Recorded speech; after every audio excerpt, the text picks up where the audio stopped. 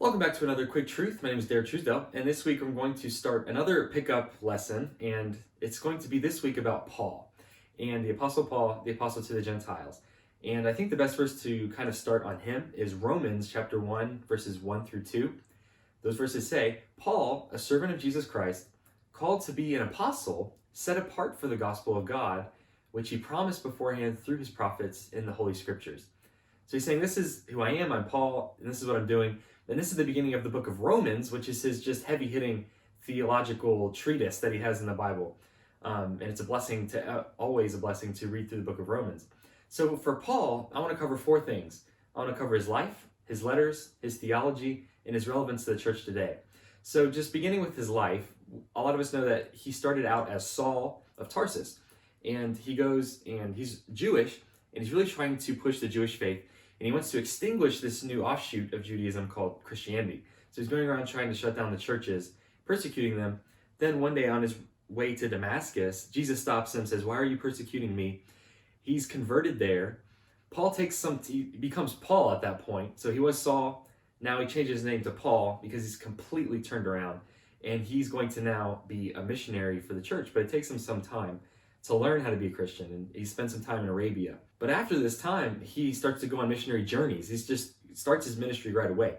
So he goes on 3 missionary journeys, possibly 4. The first one, he goes to a region called Galatia.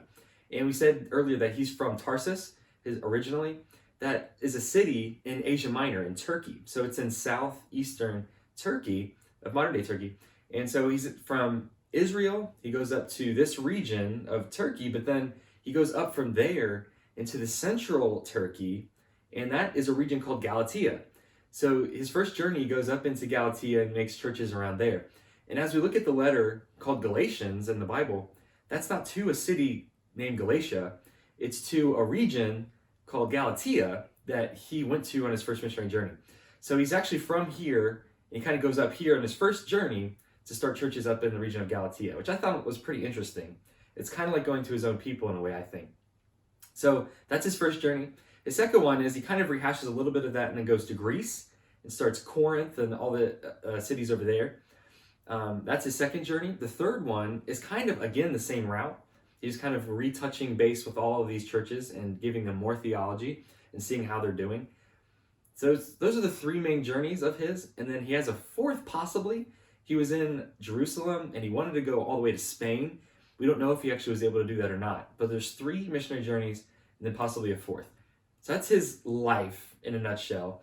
And then his letters. So as we look at the Bible, we see the whole middle of the New Testament is basically Paul. His pen wrote all of these letters.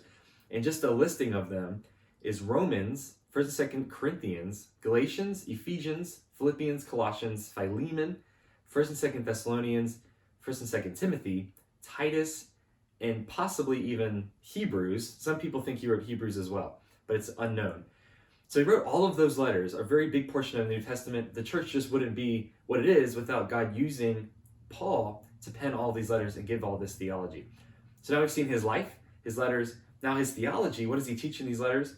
He teaches primarily that Jesus is the Messiah. He wants to give God the glory, and he wants to teach that Jesus is the Messiah that the Jewish people were wanting. This is the Messiah that's going to come and change everything and eventually make everything new. So he wants to teach that to the Jews, but also to the Gentiles. He wants to say, this is who we've been waiting for. This is the answer to our problems, Jesus Christ. He also teaches that God is holy and that Jesus had to pay that price for the sin that we have so that we can have a renewed relationship with God. He also teaches that Christians must die to themselves. So as Jesus died on the cross and then rose from the grave, that same resurrection power that brought Jesus from the dead works in us today, because when we choose in our lives to die to our own desires and our own selves and live for what God wants us to do, we're experiencing that same type of power in our lives. We're dying to ourselves and resurrecting and living unto God. We're living the new life. So he used that power, and that's what Paul teaches us to do. He also teaches that Christians must live out their faith. They just can't believe these things in their head. All the endings of his books are saying, this is what you practically do with what I've been saying earlier in this book. So live out the faith that you have. And then he also teaches that Christians need other Christians. He talks about the church a lot, saying this is a very, very important thing. Christ is the head of the church. So you have to, as a Christian, you cannot succeed on your own. you have to have other Christians around you. That's a huge teaching in Paul as well. So now we've looked at his life, his letters, his theology, and then just real quickly, his relevance to the church today. And we know that Paul has been relevant to the church throughout church history. Just looking at the single book of Romans, we know that Martin Luther took Romans and it basically revolutionized the church through the Reformation. And it kind of sprouted from the theology in Romans. Also, John Wesley in the 1700s in England started, from the book of Romans, started a whole revival movement and the whole movement of Methodism. So Romans has always had a huge influence on the church, and today in our culture, as the culture kind of shifts towards more materialism and towards more selfishness, we need the book of Romans and the theology of Romans today more than ever. So Paul is extremely relevant, has been all through history. He's extremely relevant today, and it's always refreshing to look back into the things that Paul said, the life that he lived, to know more about him and try to live similar to the way he did, giving God the glory and teaching Christ to other people. This has been another Quick Truth. Thanks for watching. God bless, and I'll see you next time.